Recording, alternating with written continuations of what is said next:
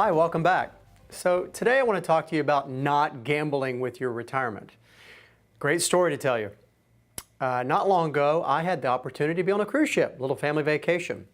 And I had an unusual situation develop. The girls were with my wife. They were at a show after dinner. And my son was off in the kid club with the other teenagers. And so I found myself all alone.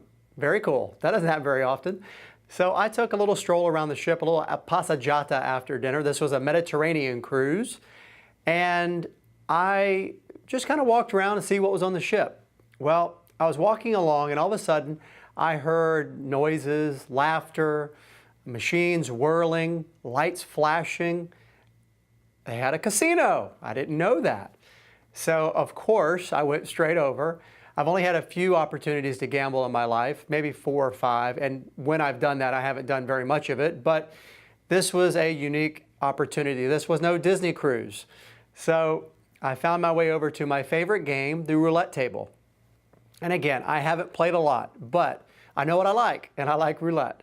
So I sat down, and with all of the cognitive willpower I could muster, I said to myself, okay, David, here's the maximum you're going to play with because you're on this ship all week and you only have so much money that you should play with, and we need to set the rules up front, not in the heat of the moment, right? So I decided that $200 would be my total gambling budget for the whole week. So I sat down, I took out $100, and well, I had to make a trip back to the room to get the money, but that's a longer story, so I'll make it short. So I sat down with my $100 and I handed it to, or attempted to hand it to the dealer. And she said, put it down. I said, what? She goes, you put it down. I said, what do you mean? She goes, well, you can't hand it directly to me. I'd forgotten there are rules with roulette. Okay, so I put my money down, plunked it down ceremoniously for the dealer to pick up. She took the $100 and then slid back across the table what seemed to be just this huge tower of chips. And so she gave me 100 $1 chips. The endorphins were rushing. Very exciting. Fun. And that's the way I looked at it. So setting my budget, I knew what I was willing to play with and knowing good and well that I might lose it. So I sat down with the $100 of chips and I began to bet.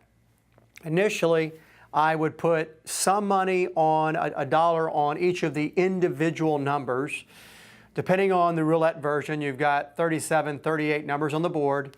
The maximum payout is 35 to 1. So with roulette, the house ultimately, as with a lot of games in the casino, ultimately the house will win.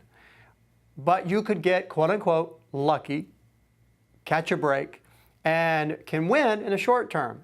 May even win over a long term, but with enough players, the house always wins with a 35 payout and 37 or 38 spots on the board, right? So that's how they make their money.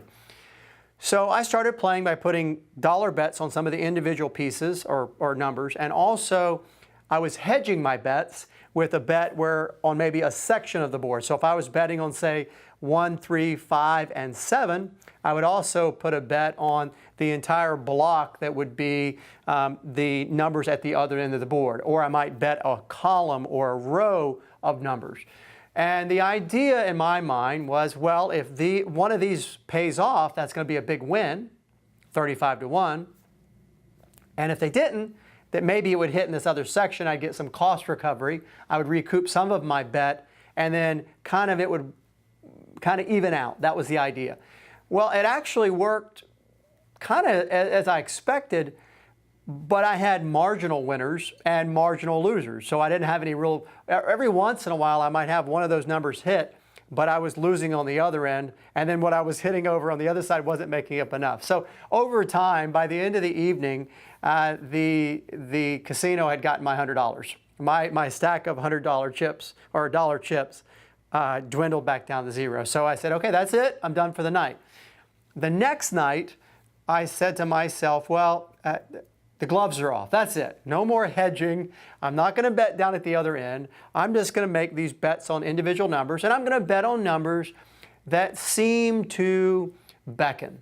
No magic to it. no crystal ball that works, just what seems like where I want to put my money. And so I would put $1 here, $1 there. And I had a couple of fortuitous hits. I had one that hit, paid 35 to 1. Had another one. And at one point I was up like about $150. I could have gotten up. I could have stopped right there. And I had lost $100 the night before. I was up $150. You could do the math. I would have been net ahead $50 for the 2 nights. But of course, I didn't stop. Partly because I was enjoying it. It was fun. Partly also because I was winning. And who wants to get up when they're winning, right? So I then continued to play. And of course, then, as you might have anticipated, I went ahead and lost the rest of that money. And I was down to 0 chips again. So if I'd gotten up, I would have been ahead. But because I didn't, I was out my casino gambling budget for the week. So how does all this relate to the world of finance? Well, obviously, when you are investing, there is a sense of gambling involved. There's also an emotional component because we all love to win. Nobody likes to lose. It is exciting to win. It is reinforcing to win. And when we lose, we really hate to lose. We take it personally and we want to get back even. So it's really hard to get up from the table when you're winning. It's even harder to get up when you're losing. So the same can be said with stocks or any other investment. If you've got a stock that's winning, if you have placed a bet, if you will, and it's doing really well, you don't want to let go of it because it's just going to keep on climbing, right? I mean, that's the hope, that's the expectation. And by the same token, but it twisted the other side of the coin, we have something that's losing. We really don't want to admit that loss. It's a paper loss, right? So that's the challenge with the emotional aspect and the gambling part of investing. When we look at how we invest, we want to make sure that we're not betting all on one thing. We want to make sure that we are hedging our bets. And we really need to make sure that we know what we're willing to risk before we invest. Now, the way you take all this and factor it into your individual investment planning is you evaluate your circumstances. You determine what's the right kind of risk for you. I knew before I started playing that this was money that I really looked at as part of the cruise, the family trip. For me, it was no different than some of the excursions we went on. We went on excursions when we went to the port. On the cruise, we would get off the boat and we would have a trip plan where we would go to see something, and there was a cost to that. Well, this was no different than those paid excursions. For me, it was a moment just to relax, have some fun, and I was paying for it.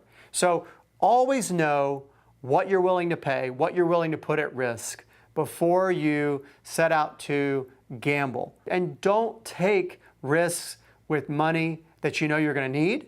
You know, if I knew I needed money that night for dinner from that money, I would not have bet it. If we know we need money from our retirement dollars, you don't gamble with that, and you certainly don't put it in the market. If you're going to need it, longer term monies can be invested more aggressively. Those things, keep them in mind, and you'll be able to plan stronger.